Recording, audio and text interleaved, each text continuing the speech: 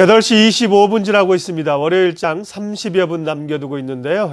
오늘 또 뉴스 브리핑 하겠습니다. 증권팀 박영우 기자 함께 합니다. 어서 오세요. 네. 우리가 외국인들 쳐다보고 있지만 사실은 이제 주식형 펀드로 좀 돈이 들어와야 되는데 계속해서 돈이 들어올 기미는 보이지 않고 수익률도 2주 연속 마이너스를 기록했다고요? 네, 그렇습니다. 이 펀드 평가사 제로인에 따르면요. 지난주 기준으로 국내 주식형 펀드 수익률은 한 주간 1.45% 하락한 것으로 나타났습니다.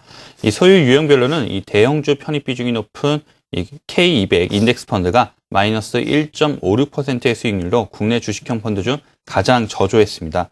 또 배당 주식 펀드가 마이너스 0.71%, 또 일반 주식 펀드가 마이너스 1.20%의 수익률을 각각 나타냈습니다.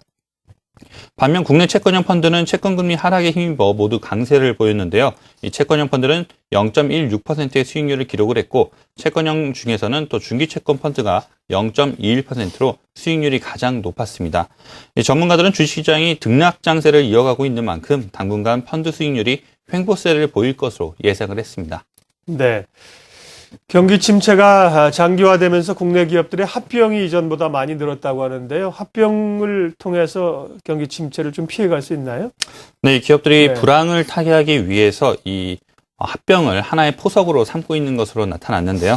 한국거래소에 따르면 국내 상장사들이 올해 1월부터 10월 누적 합병 결정 공시는 유가증권 시장에서 41건, 또 코스닥 시장에서 42건으로 총 83건에 달했습니다.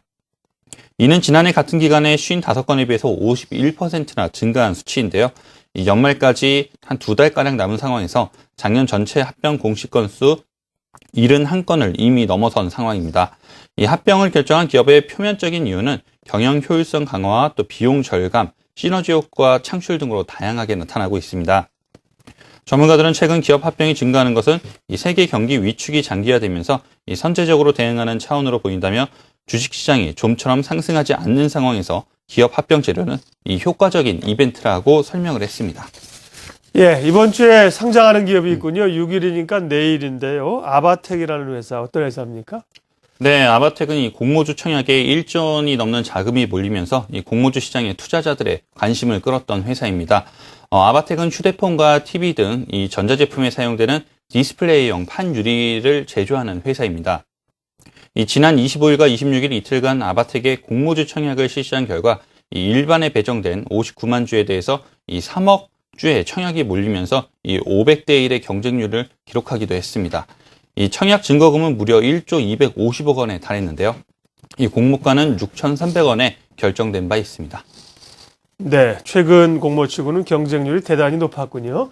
마지막으로 오늘의 주요 경제 일정 보겠습니다. 네, 기획재정부는 G20 재무장관 양자 면담 결과를 발표를 합니다. 또 지식경제부는 터치스크린 산업 육성 전략을 내놓고 공정거래위원회는 신고 포상금 지급 규정 개정안을 내놓을 예정입니다. 이 밖에 금융감독원은 10월 외국인 증권 투자 동향을 발표할 계획입니다. 취재기자와 함께하는 뉴스브리핑 증권팀 박영우 기자 함께했습니다. 잘 들었습니다.